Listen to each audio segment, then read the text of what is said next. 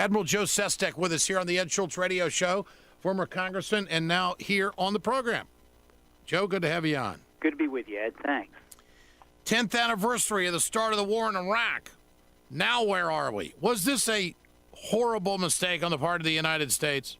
Well, first, I really want to say thanks to those service members, Ed, as you have always said, that actually went into harm's way for us. And we're going to be paying a lot in the future for taking care of the collateral damage, the post-traumatic stress disorder and others for these soldiers and Marines, and we must do that. But, Ed, this war was a tragic misadventure.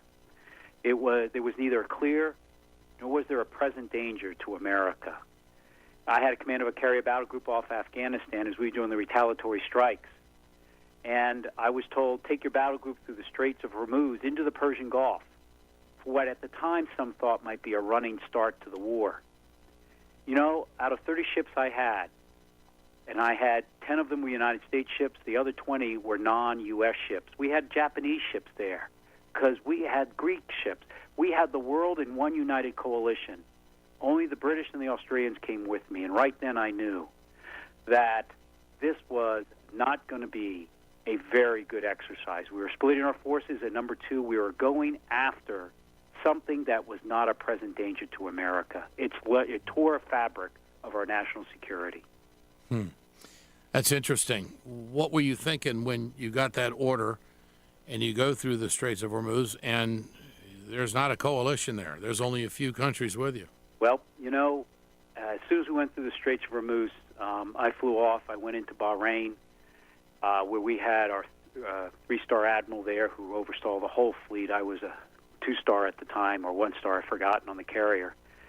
And he said to me a question like you said. He said, "Are you ready?" I said, "Yes, sir. We're all ready to go," because that's my job, Ed. I had to bring those men and women do the nation's mission and then come home. He said, "But Joe," he said, "I mean, what do you think personally about this?" And I looked at the Admiral, and I said the same words I used with you. This is a tragic misadventure. Why are we splitting our forces? But we're ready to go.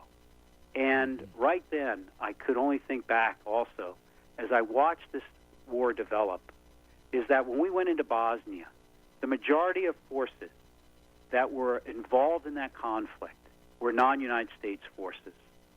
But very few of those that went into Iraq this time were non-U.S. forces. So we would end up, as we did, owning the suitcase, holding it ourselves afterwards. So my take on this, Ed, is, yes, I'm so fortunate here as an American to have youth who go in harm's way for us. But then I saw over the years to come that when I was a congressman and said to the chairman of the Joint Chiefs of Staff, can we defend other war plans that America has in its war plan portfolio? And the answer was not with the Army, not with the Marine Corps, because they're heel to toe in Iraq. And so therefore, he said, the Air Force and the Navy would fill in for 4 divisions of Army troops to defend South Korea, where 30,000 U.S. troops sit. That's why you cannot, as some did, look at Iraq in isolation. It's what was it doing to the rest of our national security as we continued to find different reasons after WMD was not found to say why we should be there. It's pretty amazing stuff what unfolded. It really, really is. And looking back on it, how could this have happened? I mean, I think when you look at where we were, the mood of the country, what we were sold, and what has transpired in the last 10 years, and what is going on in Iraq today, I don't know how anybody could come to the conclusion that we as a country are better off, and I'm not convinced that they're better off. No, and you're right. First of all, the balance of power between Iran and Iraq has shifted dramatically to where, as you well know, Iran is able to funnel things through the Shia leadership in Iraq now into Syria. But to the greater point is the human capital cost for America. You know, Harvard University updates the study every 2 years that it's been doing for the past 5 or 7. And it said in this latest that the cost of this war has approached $1 trillion to when we just got out recently. But then it said it'll cost us another $2 trillion because of what I mentioned earlier, the collateral damage, the post-traumatic stress disorder, for example. You know, Ed, if I could, I went into Graterford Prison on Veterans Day to visit veterans there. I do it every year because I want to just say thanks to the veterans that came home from Vietnam and even some were there from Iraq and Afghanistan. And there were recessions, both in Vietnam as there was here. And sometimes without a job, they got involved in drugs, and then they got caught with thousands of dollars in their hands. You know, post-traumatic stress disorder, and there they are in a prison. But, Ed, I got to tell you something. They were really proud, as over 100 of them, each of their names was called out as they walked to the front of the room with the general population of the prison watching. And as the last name was called out, that entire general population of the prison stood up and applauded.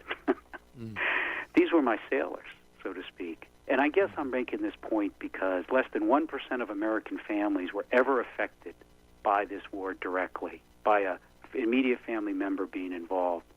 I hope, like the Senate didn't do a year ago, in disapproving a $1 billion jobs bill for our veterans, despite putting on our national credit card, our national debt, $1 trillion to pay for that war that we sent them to, but wouldn't give $1 billion to help them get a job at home, that above everything else from this war, let's remember them.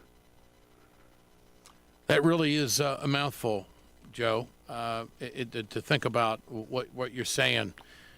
And now we're in a financial mess, not just the war, but the tax cuts, the downturn in the housing market, and, of course, the deregulation on Wall Street, the recession, all of it has put us in a pretty ominous position to go after our infrastructure and to go after what has worked for us for years, what people have counted on, and that's Medicare, Medicaid, and Social Security. And our health care system is in need of a tremendous overhaul. Obamacare is just a start. So, I mean, I think this Iraq war was a game changer for the country on so many fronts,